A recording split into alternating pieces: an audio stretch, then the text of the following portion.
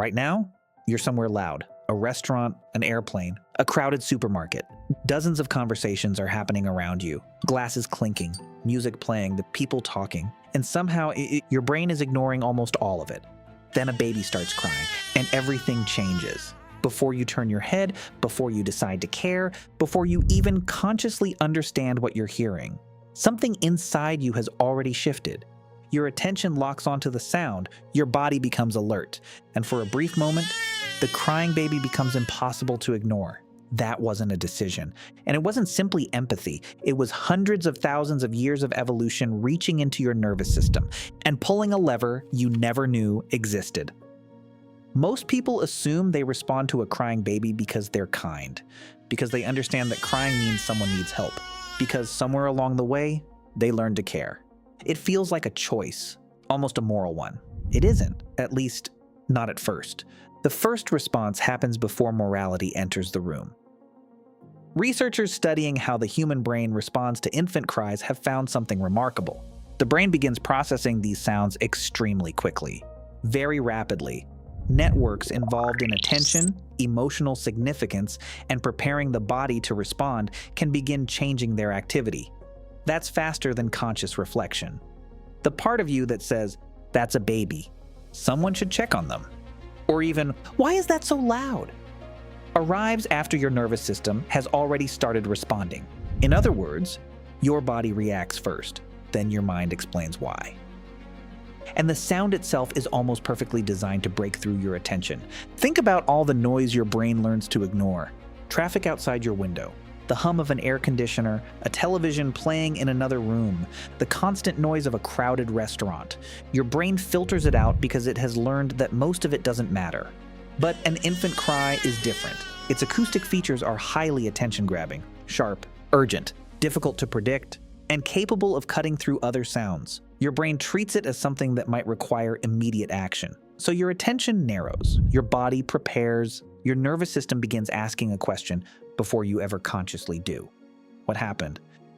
That is why you can be deeply focused on something else and still notice a baby crying across the room.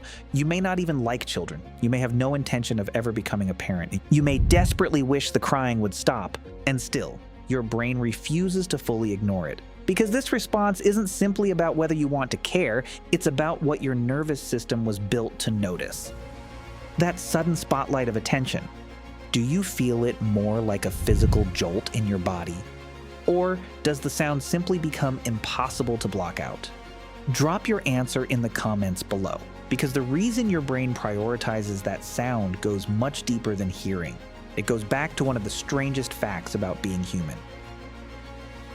Human babies are extraordinarily helpless. Compared with other primates, we arrive unfinished. A newborn human can't walk, can't feed itself, can't escape danger, can't survive for long without other people. And for most of human history, that created a very specific evolutionary problem. A baby in distress needed to trigger a response quickly, not eventually, not after someone had time to carefully think about it, immediately. The adults and caregivers who were more likely to detect signs of infant distress and respond to them helped increase an infant's chances of survival. Over countless generations, human beings became highly sensitive to signals that a vulnerable infant might need help. And one of the most powerful signals was a cry. But here's where the story becomes bigger than parenthood. A crying baby doesn't exist only for its mother. Humans survived because we were never meant to raise children alone. Anthropologists sometimes describe humans as cooperative breeders. Children have historically been supported not just by parents, but by grandparents, siblings, relatives, and other members of the group. A baby crying in the middle of camp wasn't necessarily sending a signal to one person. It was broadcasting an emergency to an entire social system. And that system was listening, in a very real sense. Your brain may still be listening. That's why the response can appear in people who aren't parents, people with different life experiences, people who have never held a baby. The intensity and meaning of the response can vary from person to person. But the human brain, broadly speaking, is unusually prepared to notice signals of infant distress, because for hundreds of thousands of years, someone had to. And then researchers discovered something even stranger. the infant cry doesn't simply activate systems involved in detecting an important signal. It can also engage brain networks involved in motivation, attention, and preparing for action. Your brain isn't just saying, "Notice this." It's also beginning to ask, "What are you going to do about it?" That restless feeling, that urge to turn toward the sound, that almost physical discomfort when the crying continues isn't necessarily kindness, and it isn't necessarily annoyance. Sometimes it's both. Your nervous system has detected a problem, and it doesn't like leaving problems unresolved. Think about what that means. You are sitting in a restaurant in the 21st century, surrounded by strangers, hearing the child of someone you may never meet, and your body still reacts. A signal produced by one human being reaches your ears, and something ancient inside you shifts its priorities. For a moment, your brain acts as if that small, helpless life matters, even before you have consciously decided that it does. And maybe that's the most extraordinary part. We like to think compassion begins with a choice. That first, we understand someone's suffering. Then, we decide whether to care. But sometimes your body cares first. Sometimes your nervous system notices vulnerability before your conscious mind has even arrived.